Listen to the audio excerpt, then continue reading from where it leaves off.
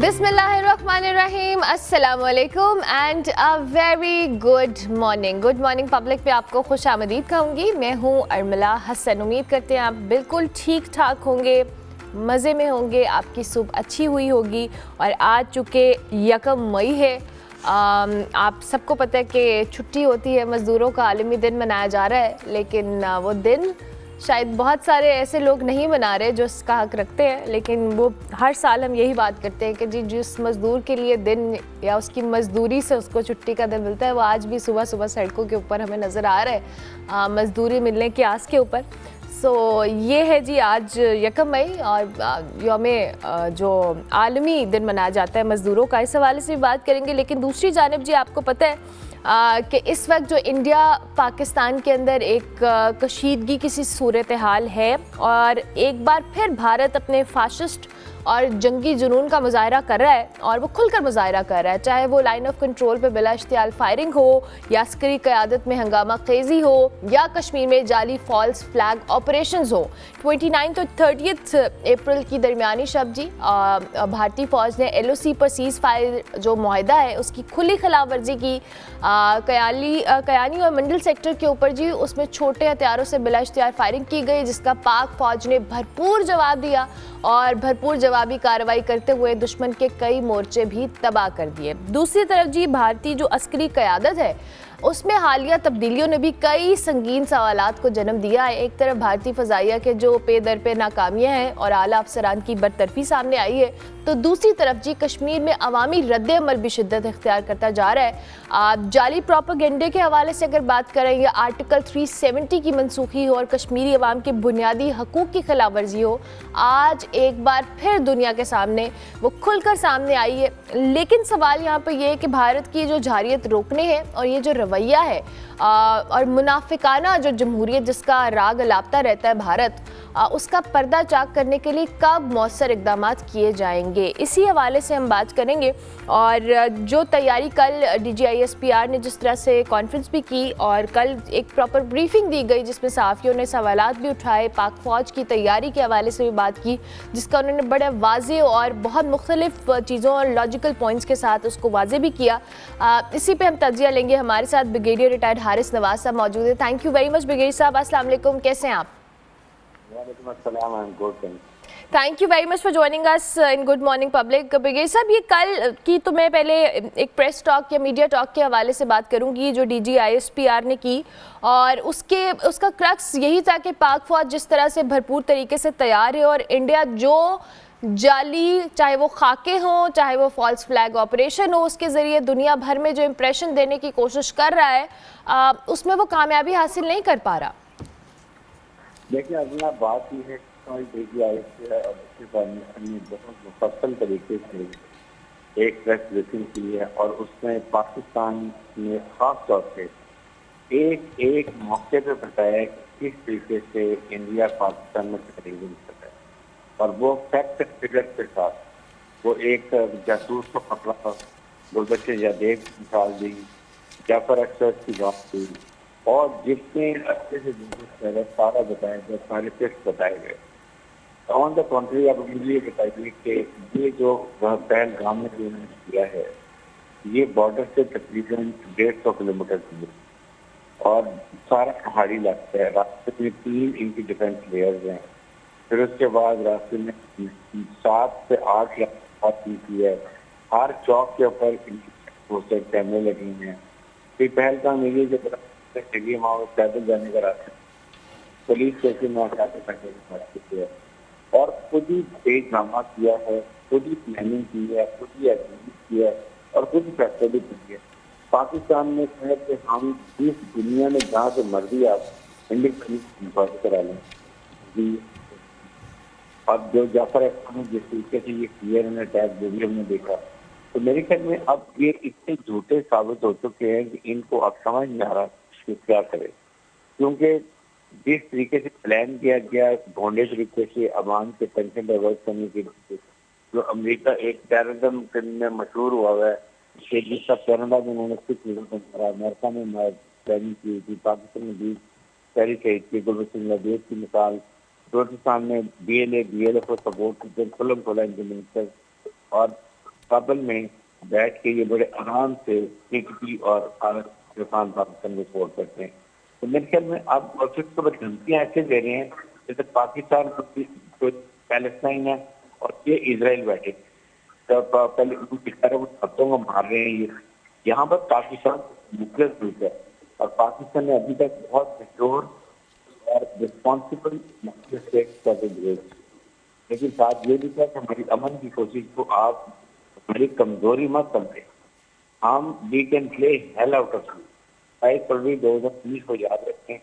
इसलिए आइंदा के लिए इन्होंने कश्मीर के अगर आपके सामने देखा होगा किस तरीके से स्टाइल लगे फायरिंग कर रहे हैं, प्रोवोकेट कर रहे हैं, प्रोवोक कर रहे हैं, लेकिन पाकिस्तान हमने कहा हम पहल नहीं करेंगे।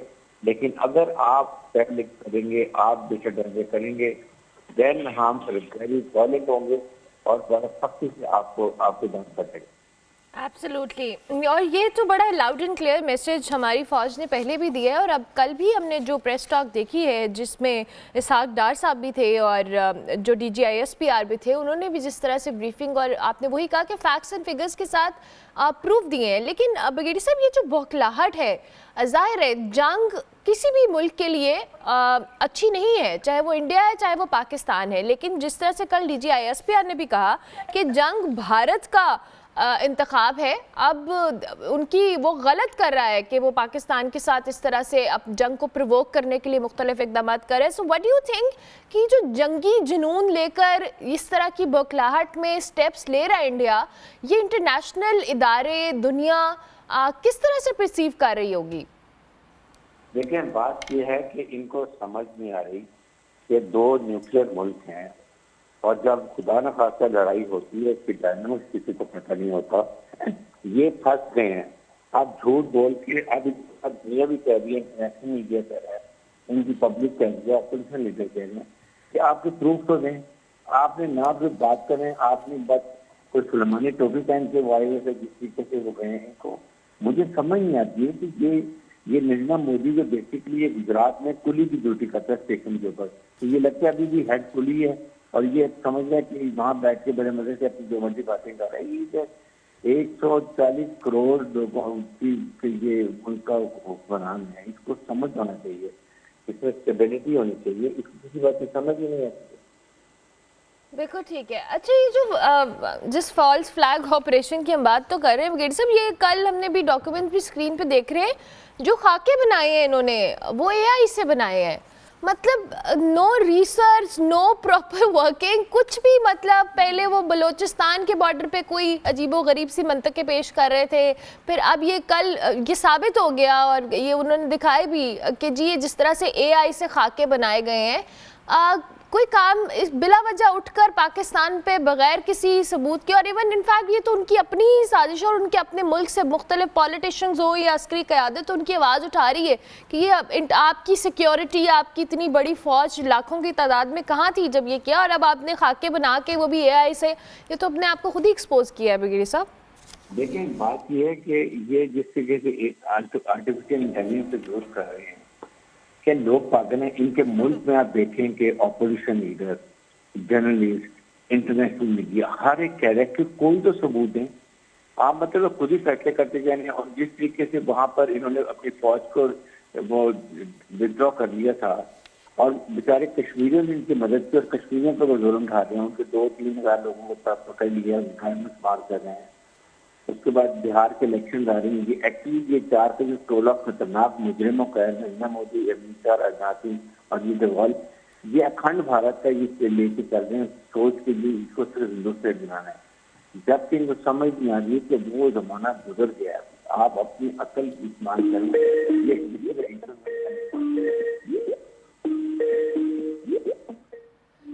ब्रिगेडियर साहब, आपको मेरी आवाज़ आ रही है?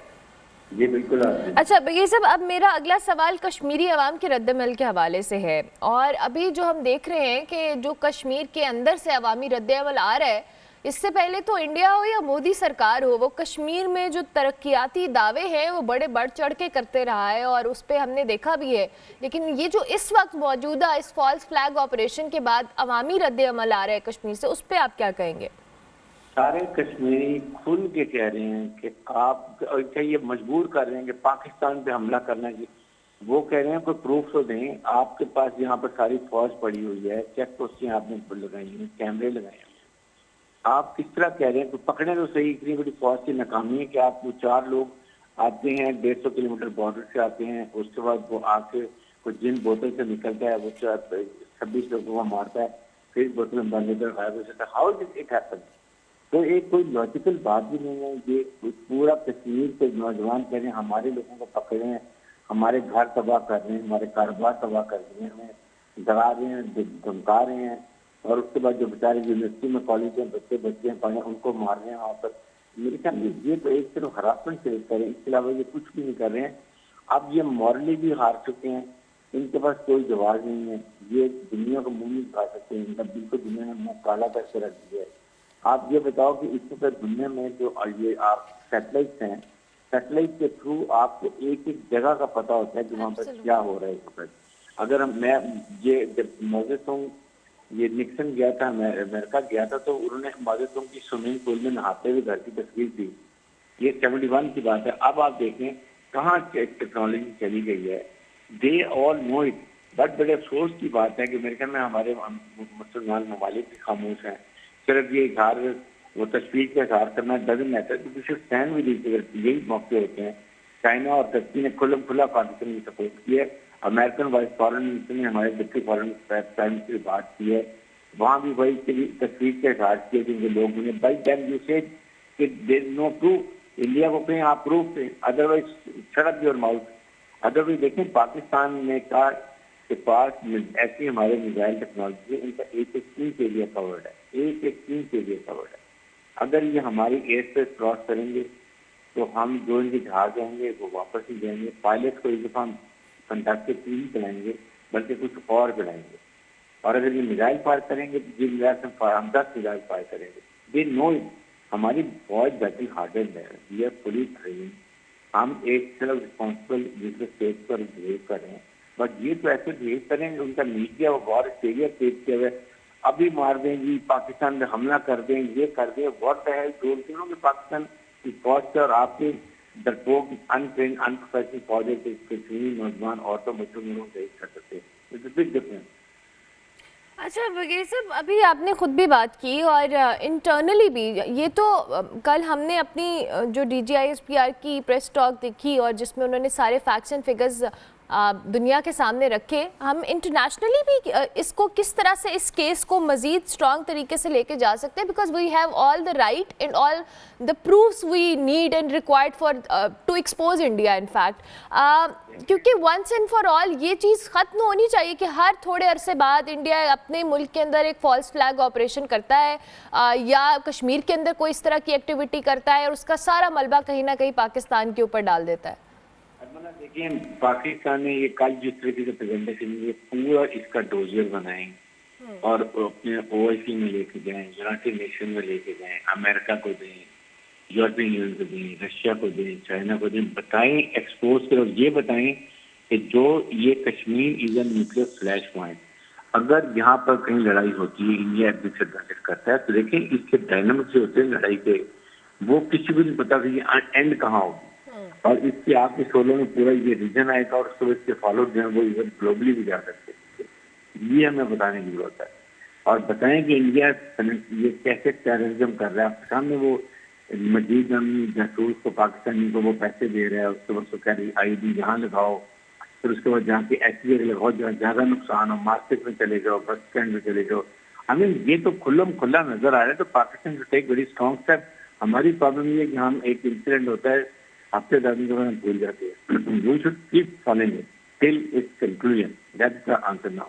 एग्जैक्टली इसको कहीं ना कहीं तो कंक्लूड करने की ज़रूरत है, बिकॉज हर थोड़े अरसे के बाद पाकिस्तान को किसी ना किसी चीज़ के लिए ज़िम्मेदार ठहरा देना, वो भी वाक़े के 10 मिनट के अंदर अंदर, जब ना पुलिस पहुंची हो ना कोई और चीज़ हुई हो। बिकॉज साहब ये जो अभी आपने अमेरिका की बात की है और फिर दीगर इदारों की, यूनाइटेड नेशंस की बात की है, कल प्राइम मिनिस्टर का भी एक बयान आया है कि अमेरिका भारत को ये जो एक्सट्रीम किस्म के या इश्तियाल किस्म के बयानात हैं वो देने से रोके। इसमें हमने अमेरिका का रोल क्या हो सकता है, क्योंकि जाहिर है अब कहीं ना कहीं दोनों ममालिक की जानिब से इस पे एक्सपेक्टेशंस होती हैं कि जी अमेरिका इंटरफेयर करेगा या कोई सालिसी के तौर पे किरदार अदा करेगा। डू यू थिंक कि इसमें कोई रोल बनता है? देखिए, अमेरिका बिल्कुल पाकिस्तान के ताल्लुकात हैं, इन अमेरिका से स्ट्रेटेजिक रिलेशनशिप है। अमेरिका शुड टेल इंडियंस के please provide us concrete proof, उसके बाद we will have an inquiry and whoever done it. Pakistan भी जहां तक कह रहे हैं कि आप इंडिपेंडेंट इंक्वायरी करो, जिससे मर्जी इंक्वायरी करा लो, और अगर पाकिस्तान की मॉडल आती है देन वी आर रिस्पॉन्सिबल। बल्कि जहाँ तक कि हमने तो हमारे नेशनल सिक्योरिटी कमेटी का इजहार अफसोस भी किया है, उन फैमिली से भी हमदर्दी का इजहार किया है।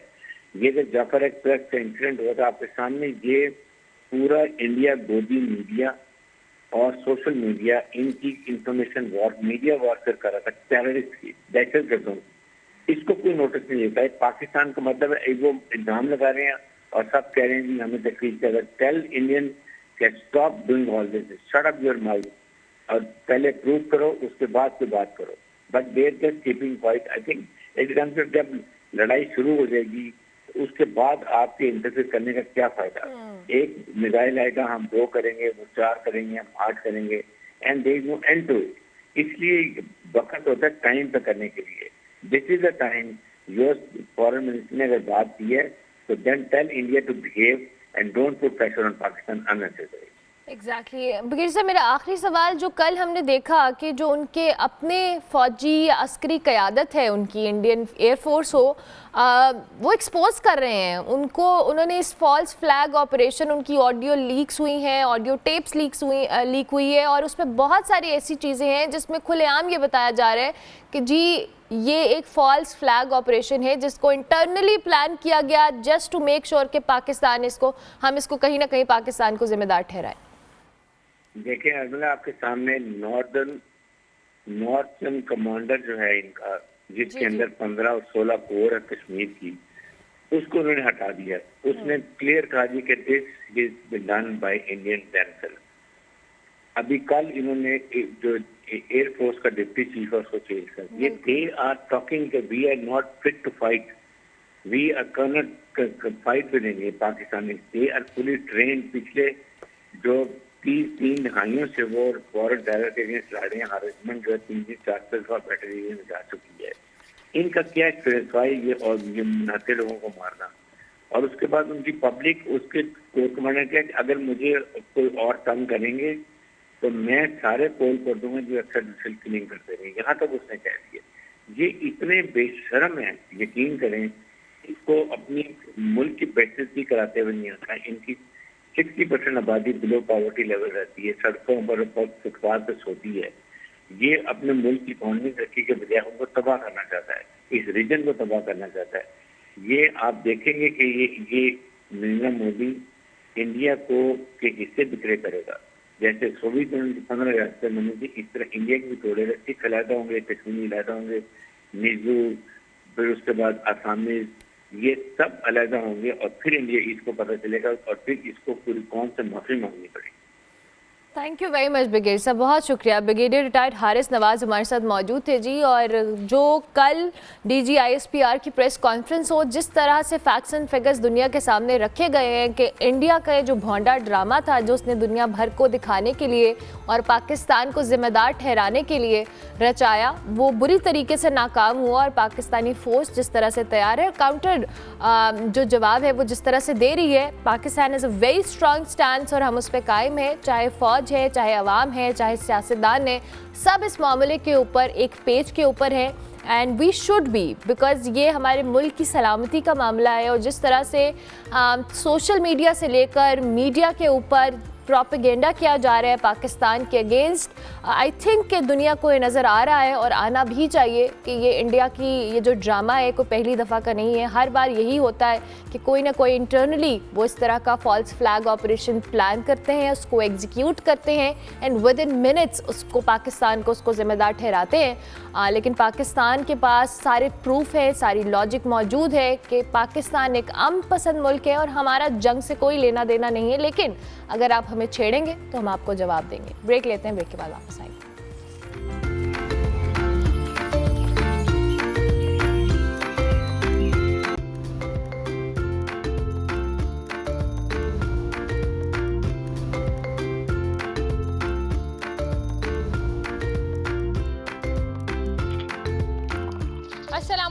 Very good morning. मुझे कहते हैं नताशा रहमान।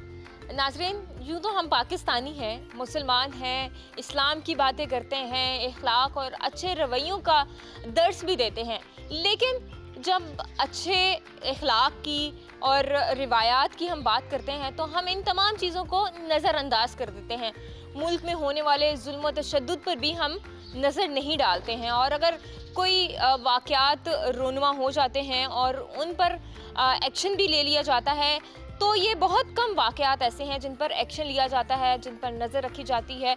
अगर हम ख़वातीन की बात कर लेते हैं तो ख़वातीन पे माशरे में बहुत ज़्यादा जुल्म व तशद्दुद हो रहा है, जिनको रिपोर्ट नहीं किया जाता है, जो मंजर आम पर नहीं आते हैं। आज चूँकि 1 मई है, मज़दूरों का आलमी दिन है, तो ऐसे में ना सिर्फ मर्द हजरात मेहनत करते हैं बल्कि ख़वातीन भी हमें मेहनत करती हुई दिखाई देती हैं। और कुछ ख़वातीन ऐसी होती हैं जो तालीम और तरबियत तो हासिल नहीं कर सकती हैं, लेकिन वो अपने बच्चों का पेट पालने के लिए, अपने घर वालों का गुज़र बसर करने के लिए मुख्तलिफ़ घरों में जाकर काम करती हैं, और उसके बाद जब उनको मुआवजा दिया जाता है तो वो बहुत कम दिया जाता है।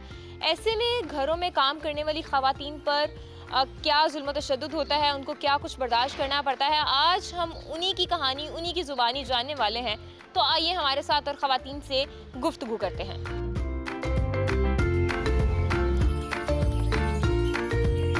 तो नाज़रीन, अभी मेरे साथ एक ऐसी खातून मौजूद हैं जो कि घर घर जाकर कूड़ा इकट्ठा करती हैं और अपने बच्चों का पेट पालती हैं। इन्हीं से बात कर लेते हैं कि क्या मुश्किलात पेश आती हैं। अम्मा जी, ए दसो कि कितनी मुश्किलात पेश आंदियां ने? मैनू बड़ियां मुश्किलां ने। बंदा मेरा नहीं हैगा, एक मेरा बच्चा कमाने वाला है ते किराए ते मेरा घर है, ठीक है। हुण तां मैं बच्चे की तनख्वाह है 30,000, उनदे विचों मैं देनी आ 15,000 किराया, ठीक है। बाद च असीं भुखे मारने आ ते उनदी वजह ते सुबह नहीं जांदी। 10 घर सिर्फ शाम नूं मैं काम करना आनी आ। अच्छा, 10 घरां च काम करदे हो, ए दसो कि महीने दा 10 घरां तो किन्ने पैसे मिल जांदे ने? 1,000 ते 1,000 नाल ते घ्यो भी नहीं आंदा, ते ओह इहो ही है भी चलो घ्यो आ जाए 2-4 दिन दी हांडी दा वाला निकल जाता है, ठीक है। अच्छा, ए दसो कि किन्ने बजे सुबह निकलते हो, किन्ने बजे शाम नूं वापस आंदे? शाम नूं कित्थे, मैं तो कुछ करदी नहीं, मेरे को हुंदा नहीं, मैं शुगर दी मरीज़ आ। ਇਹ ਤਾਂ सिर्फ मैं ना आ बच्चे दी थोड़ा जिहा ना नाल सपोर्ट दी खातर मैं आ काम करना आनी आ शाम नूं। रेहड़ी सरकारी है उन्हां दी, ठीक है, ते ओह शाम नूं काम कुम करके चले जांदे ने, ते फिर बाद च रेहड़ी मैं लै लैनी उन्हां कोलों। आधारी समझ लो, ओह सपोर्ट दी गल ही है भी चलो सपोर्ट कर देंदे ने। और वो मेरे को मासी दे पुत्तर कोई नहीं गे बेचारे, चलो वो मेरी सपोर्ट कर देन, मैंने रेहड़ी दे देंदे ने। टाउनशिप दे इलाके च रहंदे हो किसी और?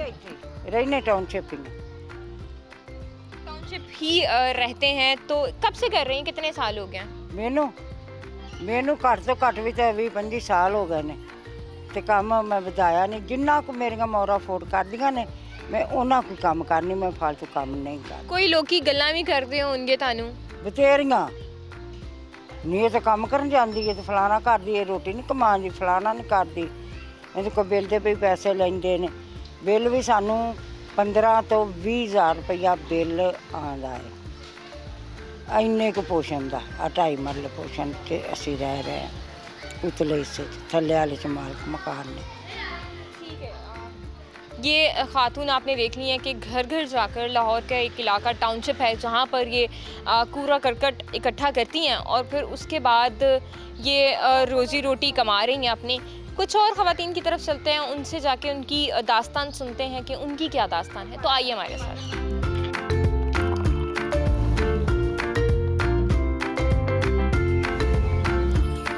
नाज़रीन, पाकिस्तानी माशरे में जो ख़वातीन घरों में काम करती हैं उनको मुख्तलिफ़ चैलेंजेस का सामना करना पड़ता है, और बहुत सारे उनको ताने भी बर्दाश्त करने पड़ते हैं, बातें बर्दाश्त करनी पड़ती हैं, और सम टाइम तो ऐसा होता है कि उन पर जब जुल्म व सितम होता है तो वो आवाज़ घर से बाहर नहीं निकल पाती है जिस घर में वो काम कर रही होती हैं। और और कौन कौन से चैलेंजेस का सामना है, ऐसी ही कुछ खवातीन आज मेरे साथ मौजूद हैं, इन्हीं से बात करते हैं और पूछते हैं कि कितना अरसा हो गया उनको काम करते हुए और किन चैलेंजेस का सामना करना पड़ता है। अस्सलाम वालेकुम जी। वालेकुम सलाम। क्या कहेंगी, कितना अरसा हो गया आपको घरों में काम करते हुए? मुझे 8 साल हो गए हैं काम करते, घरों के काम करते हुए। पहले जहाँ काम करते थे वहाँ हमें मासी के तौर पे बुलाया जाता था। और घर में कौन कौन कमाने वाला है, क्या मसले थे कि आपने घरों का काम करना शुरू कर दिया? मेरा नाम मियाँ फोत हो गया तो घर में मेरे बच्चे छोटे छोटे थे, तो इसकी वजह से मैं फिर घरों का काम करना शुरू हो गया। अच्छा ठीक है, एक और खातून भी मौजूद है, उनसे भी बात करते हैं। आप ये बताइएगा कितना अरसा हो गया आपको काम करते हुए और क्या करती हैं? अस्सलाम वालेकुम। मुझे ना 10 साल हो गया काम करते हुए। अब तो जब भी उसके घर काम करते थे, कोई प्याली टूट जानी, कप टूट जाना, ग्लास ये क्या किया नबीला आपने, बाजी सॉरी। तो पहले तो डांट पड़ जाती थी। अब ये बेहतर है, पहले तो सैलरी भी इतनी ज़्यादा नहीं थी, 2000 देते थे। अब हम कहते थे चलो 5000 तो एक काम का हो जाए। 100 रुपया हो ना तो 3000 रुपया महीना बनता है। वो 100 रुपया भी देने से चिढ़ करते हैं कि ये इसको 3000 रुपया। मैंने कहा ये बहुत सा आप इतनी सैलरी दे रहे हो। कितने घंटे काम करती हैं आप, मतलब कितने घरों में और काम करती हैं? मैं 3 घरों में काम करती हूँ। 3 घरों में जो कपड़े धोती हैं तो 3 घंटे लग जाते हैं, 2.5-3। हाँ, कपड़ों के 2-2.5 घंटे लग जाते हैं। वैसे तो घंटा लगता है काम करने का ज़्यादा। सफाई करनी हो तो 1 घंटा लग जाता, बर्तन धोने 1 घंटा लग जाता। अगर कपड़े धोने हो ना तो फिर तो 2-2.5-3 घंटे तो मुसलसल लग ही जाते हैं। अच्छा, कोई एक ऐसा वाक़या जिसने आपको बहुत दिल बर्दाश्त किया हो और आपने सोचा हो कि अब ये काम नहीं आपने करना है? था एक घर, मैं उसका नाम नहीं लेना चाहती, तो मैंने उसके घर काम किया था। तो बहुत ज़्यादा काम था, 4-5 फैमिली थी वो। तो मैंने कहना बाजी पैसे बढ़ा दो। मैंने 4-5 महीने काम किया उसके घर। तो मैंने अपने दिल में ये बात कर ली, मैंने इसका काम छोड़ देना। तो अब वो मुझे फिर से दोबारा से कॉले कर रहे हैं कि आ जाए आप नबीला काम पे आ जाए। मैंने कहा बाजी मेरे से होता ही नहीं है, मैंने जाना ही नहीं है। आप मेरी सैलरी नहीं देते तो मैं क्यों, सैलरी वो दे देते लेकिन पूरी नहीं देते थे ना। से नहीं देते क्योंकि टाइम से जो तनख्वाह पहली को मिलनी थी वो 10-15 को जाकर देते थे। वो जाहिर सी बात है, आप घर से निकली हैं, अपनी मजबूरी के तहत निकली हैं, पैसों की ज़रूरत के लिए निकली हैं। जब वही टाइम पे नहीं मिलेगा तो फिर कैसे सारा पूरा होगा? जैसे बीमार हो जाना तो कहना कि बाजी एडवांस दे दे हमें, तो उन्होंने डांटना क्योंकि हम पैसे हमारे फालतू है, तनख्वाह जब आपको मिलेगी उस टाइम। तो इतना गुस्सा आया। चलो जो कोई मजदूर बंदा, गरीब बंदा किसी के घर काम करने जाता तो आपकी बात सही है, मजबूरी से ही निकलता है। तो इस दफ़ा मुझे इतना गुस्सा आया, कोई ईद नहीं दी उसने, कोई कुछ नहीं कि ये गरीब बंदा है, चले कोई बंदा ईद दे देता, बच्चों के लिए कुछ दे देता। ऐसा नहीं है, पूरे हमारे काम के पैसे, उसमें भी हमें फील होता था कि हम काम ज़्यादा करते हैं, हमें पैसे कम मिलते हैं। ये बात ठीक है, पैसे कम दिए जाते हैं, टाइम ज़्यादा लिया जाता है। आप ये बताइएगा, आपकी तो एज भी थोड़ी ज़्यादा है, तो आप भी काम कर रही हैं, कितना अर्सा हो गया घरों में काम करते? 5-6 साल हो गए। वैसे साढ़े तो हमसाए हैं, बिल्कुल बहुत अच्छे आ, उस तरह भी अच्छा तामन करते हैं। इन्होंने भी उधर काम किया, इन्हों भी पता ही है, उन्होंने भी बड़े अच्छे लोग आ, सन नहीं तंग करते हो। क्या करते हैं? सफाइयाँ करती हैं, कपड़े धोते हैं, बर्तन धोती हैं, क्या करती भी कोई चीज़ ले आनी हो ना मेरा बाजार थी, वो मैं ज़्यादा करके लिया लू दिनी हर चीज़। कितना टाइम हो गया ये पूछना चाह रही हूँ? 7-8 साल हो गए। क्या एक ही घर में काम करती हैं या मुख्तलिफ घरों में? एक ही करनी। शुरू से एक ही घर में? हाँ जी। कोई मुश्किल आई हो कभी आपने सोचा? वैसे बहुत अच्छी है, बहुत अच्छी है। उन्होंने भी उत्थे थोड़ी देर काम किया। कि घर में कितने लोग आपके कमाने वाले हैं? मेरे बेटे छोटे सीगे, हुण माशाल्लाह बड़े कमांदे। मेरा मियाँ भी थोड़ा बहुता फैक्ट्री जांदा वा ते बच्चे भी कमांदे 2-3 जन। मतलब अब सही गुजारा हो जाता है, लेकिन अब महंगाई जिस कदर ज़्यादा है सबको कमाना पड़ता है। गुजारा तो नहीं होंदा। किन्ना क दिंदे सैलरी दुकान वाले? 20-25 दिंदे। ਉਹਦੇ ਵਿੱਚ ਬੱਚਿਆਂ ਦੇ ਆਪਣੇ ਖਰਚੇ ਵੀ ਹੈ, ਫਿਰ ਬੱਚੀਆਂ ਜਵਾਨ ਆ ਮਾਸ਼ਾਅੱਲਾ ਮੇਰੀਆਂ, ਉਹਨਾਂ ਦੇ ਖਰਚੇ ਵੀ। 5 ਮੇਰੀਆਂ ਬੇਟੀਆਂ ਵਾ, 2 ਬੇਟੇ ਛੋਟੇ ਹੈ, ਇਸ ਕਰਕੇ ਫਿਰ बच्चियाँ आपकी शादीशुदा हैं? 2 शादीशुदा ਵਾ। सारी? नहीं 2, 3 ਕੁਆਰੀਆਂ ਵਾ, 2 ਤਿੰਨਾਂ ਦੀ ਸ਼ਾਦੀ ਕਰਨੀ ਹੈ ਹਜੇ ਨੇ ਵਸਾਇਲ ਹੀ ਨਹੀਂ ਹੈ ਵੀ ਜਿਹੜਾ ਅਸੀਂ ਇਹਦੇ ਮਾਸ਼ਾਅੱਲਾ ਜਵਾਨ ਆ ਬੱਚੀਆਂ। ਐਸੀ ਮਜਬੂਰੀ ਨੂੰ ਟੈਨਸ਼ਨ ਦੇ ਨਾਲ ਸ਼ੂਗਰ ਲੱਗ ਗਈ ਹੁਣ ਤਾਂ ਮੈਨੂੰ ਪੂਰਾ। ਮੈਂ 2 ਮਹੀਨੇ ਮੰਜੀ ਤੋਂ ਹੁਣ ਉੱਠੀ ਇੰਨੀ ਟੈਨਸ਼ਨ ਲੈ ਕੇ। ਘਰਾਂ ਦੀਆਂ ਮਜਬੂਰੀਆਂ ਨੇ, ਟੈਨਸ਼ਨ। ਉਹ ਵਿਚਾਰੀ ਵੀ ਇੰਨਾ ਬਿਮਾਰ, ਉਹ ਤਾਂ ਕਦੇ ਚੱਲਿਆ ਨਹੀਂ ਜਾਂਦਾ। एक ही कमाने वाला, अबू जो था वो तो फोत हो गया, तो एक नंद मेरी बीमार है, एक जेठ मेरा बीमार है, सास मेरी वो बूढ़ी है। तो घर के सारे मसले अखराजात जो उठाने पड़ते तो बहुत मुश्किल आता। तो मैंने तो बच्चों को प्राइवेट स्कूल से हटा के ना गवर्नमेंट स्कूल में डाल दिया। मैं क्या करूं? ट्यूशन की फीस नहीं, एक बच्चे की 2500 ले रहे हैं, 2 बच्चियाँ मेरी हैं, 5000 मैं कहाँ से दूँ? फिर दवाई वगैरह, मेरी शुगर भी हाई, 1000 mg की गोली खा रही हूँ, ब्लड प्रेशर भी हाई, उसकी मैं 10 mg की खा रही हूँ। आपके शोहर कहाँ होते हैं?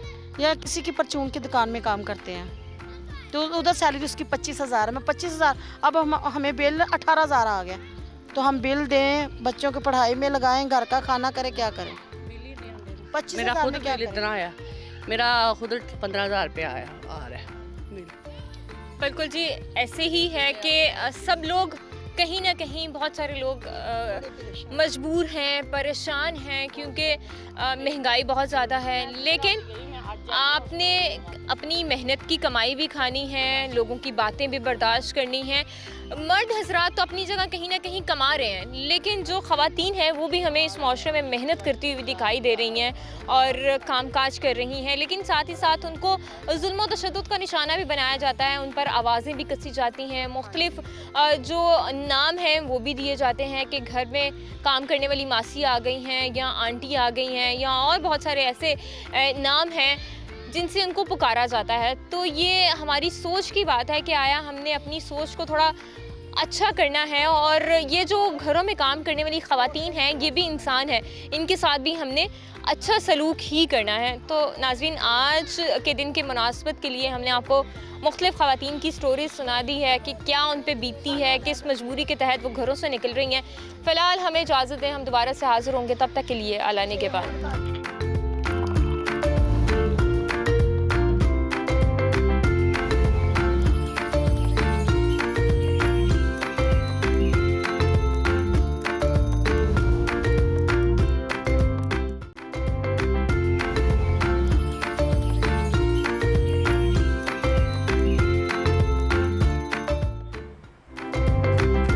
Welcome back to good morning public ji. Break के बाद वापस आ चुके हैं। अब हम आपकी मुलाकात एक बहुत ही सक्सेसफुल एंटरप्रेन्योर से करवाएंगे। इनफैक्ट टेक एंटरप्रेन्योर है, जिनको अगर कहा जाए लीडरशिप, हौसला या उसके साथ साथ कम्युनिटी पावर, उसकी एक जीती जागती मिसाल भी हैं। 2009 में जिन्होंने डेवसिंक की बुनियाद रखी, जो आज एक इंटरनेशनल लेवल की टेक कंपनी बन चुकी है, जहां पर 2000 से ज़ायद जो एम्प्लॉयज़ हैं वो काम कर रहे हैं। इसके साथ साथ विजन सिर्फ कारोबार नहीं है, बल्कि बहुत सारे लोगों को उनके पैरों पे खड़ा करना है, जॉब अपॉर्चुनिटीज़ प्रोवाइड करना है। इसके साथ साथ जी इनका टारगेट ये है कि ये पाकिस्तान को टेक्नोलॉजी के मैदान में बहुत आगे लेके जाना चाहते हैं, और इन्होंने कुछ अपने टारगेट्स और गोल्स को भी सेट किया हुआ है आइंदा आने वाले सालों और दिनों के लिए। 2030 के अंदर जी इनका टारगेट है कि इन्होंने 80,000 नौजवानों के लिए जो जॉब अपॉर्चुनिटीज़ हैं उनको क्रिएट करना है।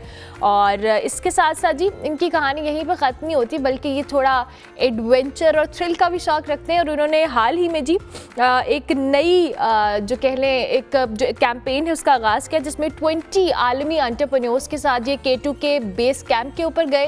पहले वो आपको उसके कुछ विजुअल्स दिखाते हैं, उसके बाद फिर उनसे गुफ्तगू भी करते हैं। CEO डेवसिंक उस्मान आसिफ हमारे साथ मौजूद हैं। अस्सलाम वालेकुम जी, गुड मॉर्निंग, कैसे हैं आप?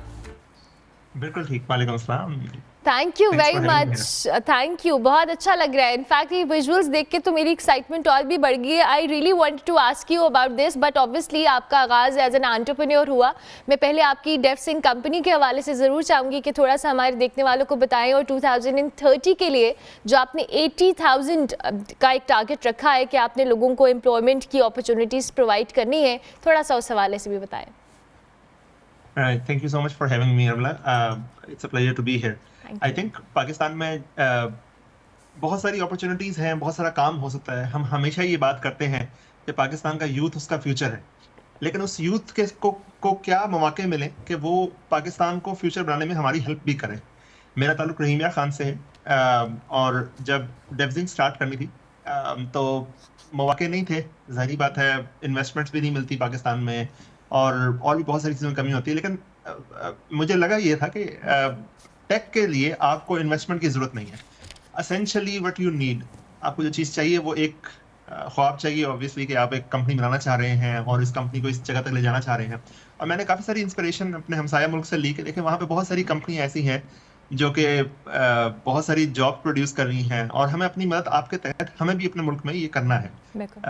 तो इससे स्टार्ट किया। अल्हम्दुलिल्लाह now we have 2000 employees, 2000 employees हैं, 6 countries, 7th country we just open up this month. हमने ऑस्ट्रेलिया में अपना ऑफिस ओपन किया है, तो सफर बढ़ रहा है इंशाल्लाह। इंशाल्लाह, एंड दैट्स अमेजिंग। बहुत अच्छा लग रहा है कि आप जिस तरह से जिस विजन को लेकर अपने इस प्रोजेक्ट को या अपनी इस कंपनी को आगे बढ़ा रहे हैं। जाहिर है आपने अभी कहा कि आपने हमसाया मुल्क से भी इंस्पिरेशन ली, और वैसे भी दुनिया भर में जो आईटी सेक्टर है या ओवरऑल भी लोगों को बहुत इनकरेज किया जाता है। And you were so right कि हमारे यहाँ बच्चे पास आउट कर रहे हैं, बहुत अच्छी अच्छी पढ़ाइयाँ उनके पास हैं, डिग्रीज़ हैं, but at the end of the day when it comes to job opportunities वो कहीं ना कहीं स्ट्रगल कर रहे हैं। आप क्या समझते हैं कि इसमें आप तो अपना रोल अदा कर रहे हैं, but to create job opportunities for the people, for the youth, what steps should be taken?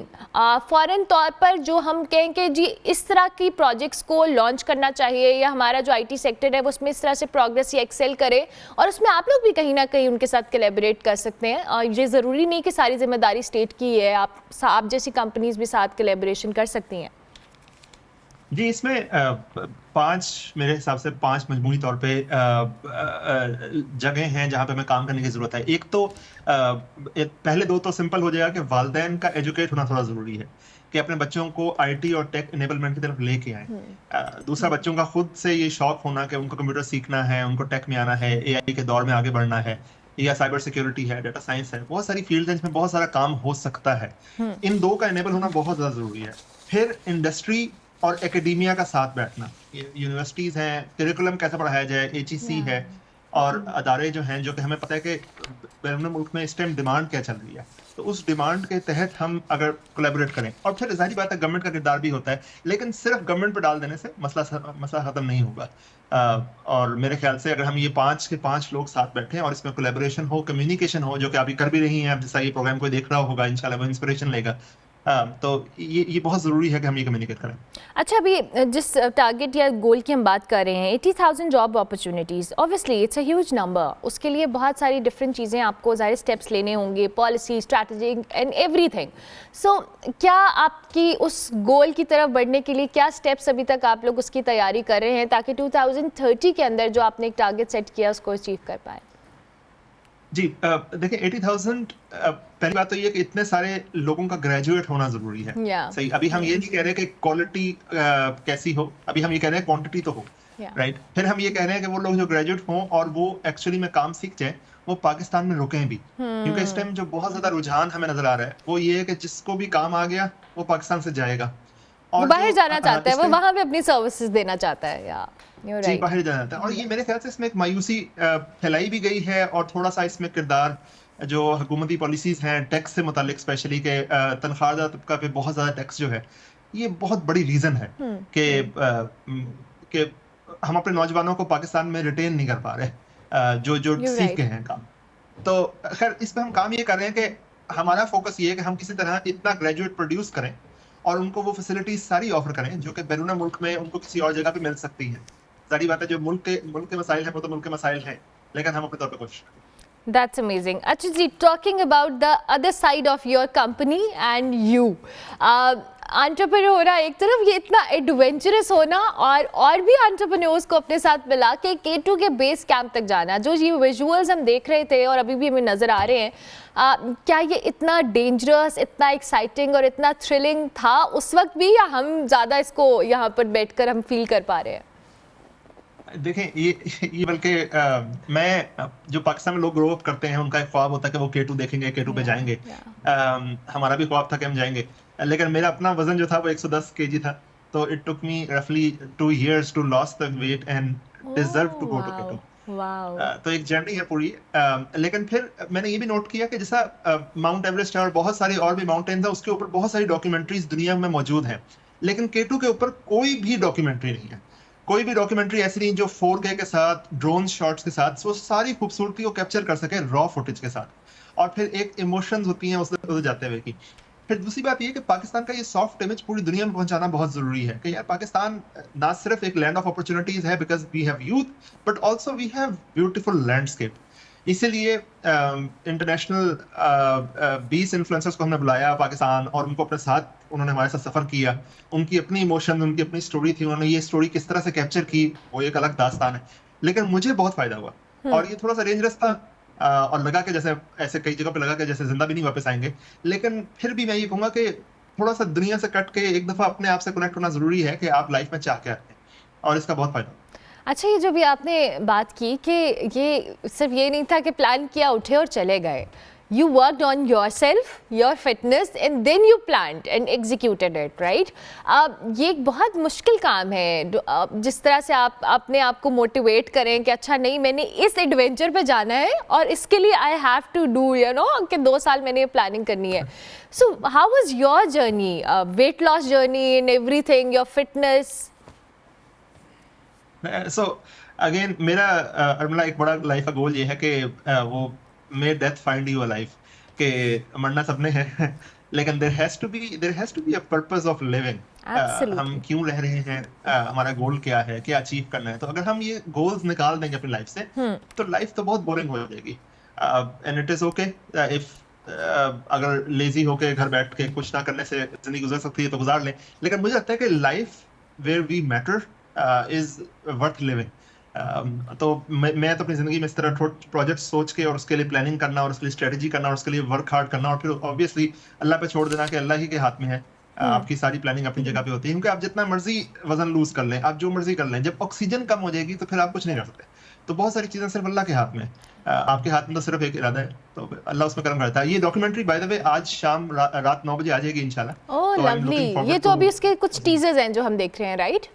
ये टीजर्स है, ये फुली रिलीज होगी इंशाल्लाह आज रात 9 बजे। Okay, lovely lovely lovely. अच्छा, थोड़ा सा उस्मान साहब मुझे ये बताएं कि जैसे आपने खुद भी कहा, और एंटरप्रेन्योरशिप को लेकर मेरा एक सवाल है, क्योंकि मेरी ऑब्जर्वेशन है विद टाइम, आई थिंक आप मुझे बेहतर तौर पे बता सकते हैं।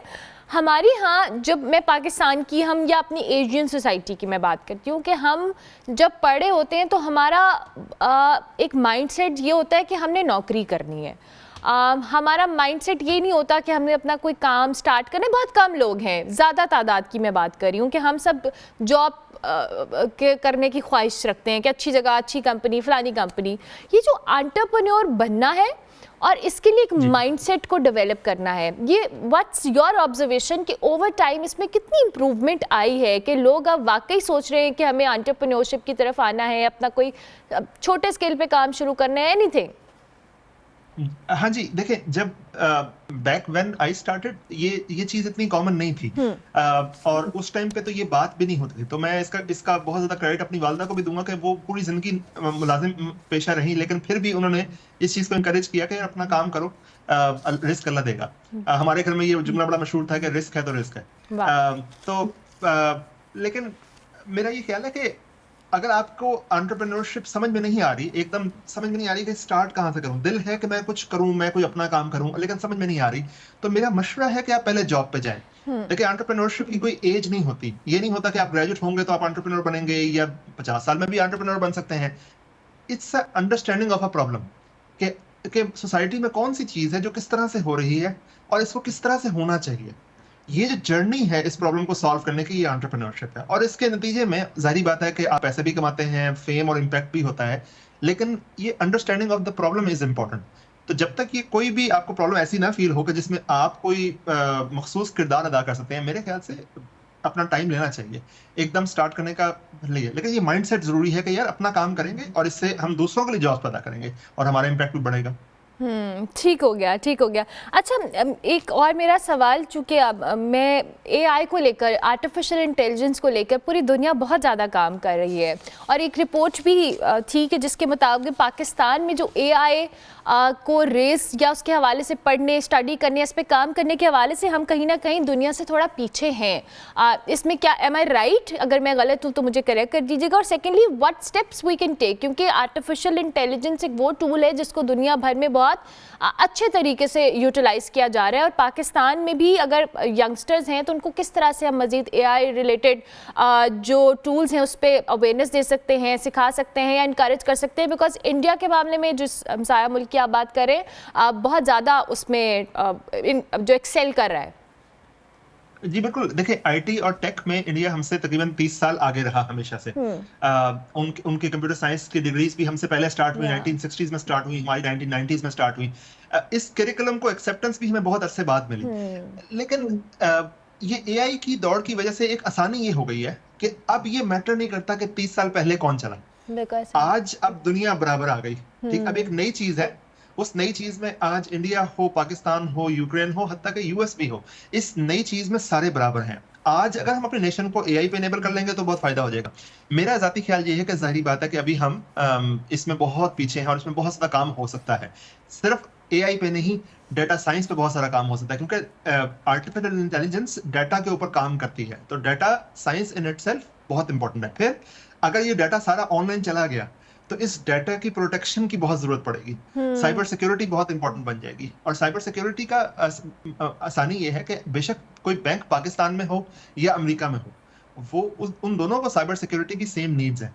तो मेरे ख्याल से इन 3 जगहों पे, data science, artificial intelligence and cyber security, इन 3 चीजों पे बहुत सारा काम, डिग्रीज ऑफर होनी चाहिए यूनिवर्सिटी लेवल पे। इससे पहले कंप्यूटर साइंस को एज अ करिकुलम ऑफर करना चाहिए, पढ़ाना चाहिए।